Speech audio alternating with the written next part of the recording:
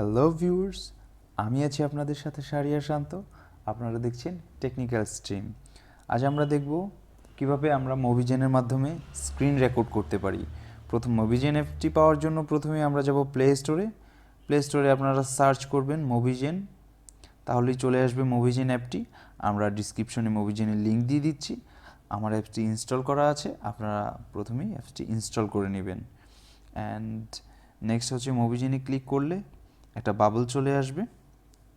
বাবলে click করলে আপনাকে তিনটা অপশন দেখাবে। প্রথম অপশন হচ্ছে ভিডিও, অ্যান্ড তারপর হচ্ছে সেটিংস, তারপর হচ্ছে স্ক্রিনশট। আমরা সেটিংয়ে গিয়ে দেখি। সেটিংয়ে প্রথমে পাবেন হচ্ছে ভিডিও সেটিংয়ে বিভিন্ন প্রকার রেজুলেশন দেওয়া আছে। তার মধ্যে সর্বোচ্চ 1080p ফুল এইচডি রেজুলেশনে আপনারা রেকর্ড করতে পারবেন। এখানে কোয়ালিটি এফপিএস দেওয়া আছে। আর রেকর্ডিং উইজার্ড মানে হচ্ছে আপনার ফোন অনুযায়ী বেস্ট সেটিংটা ওরা অটোমেটিক্যালি সেট করে দিবে। ক্লিন রেকর্ডিং মোড অন করলে আপনার এই বাবলটা থাকবে না। আপনি যদি চান যে আপনার স্ক্রিন রেকর্ডিংয়ের মধ্যে কোনো এরকম বাবল বা লোগো না থাকুক, তাহলে আপনি এটা অ্যানাবেল করে নেবেন। এয়ার সার্কেল অপশন, আপনি যদি চান যে আপনার এই ডিসপ্লেতে কোনো বাবল থাকবে না, তাহলে আপনারা ক্লিন রেকর্ডিং মোড ওপেন করবেন।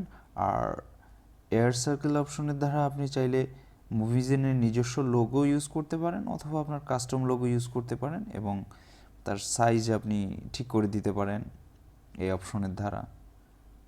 ফেস ক্যাম ইউজ করে আপনি আপনার নিজস্ব রেকর্ডিং করতে পারেন। আপনার ভিডিওর সাথে আপনার ফ্রন্ট ক্যামেরা চলে আসবে। ওয়াটারমার্ক, এখানে চাইলে আপনি মুভিজেনের ওয়াটারমার্ক আপনার স্ক্রিন রেকর্ডিংয়ে দিতে পারেন। আর যদি আপনি আপনার কাস্টম ওয়াটারমার্ক সেট করতে চান, তাহলে আপনাকে মুভিজেনের পেইড ভার্সন নিতে হবে।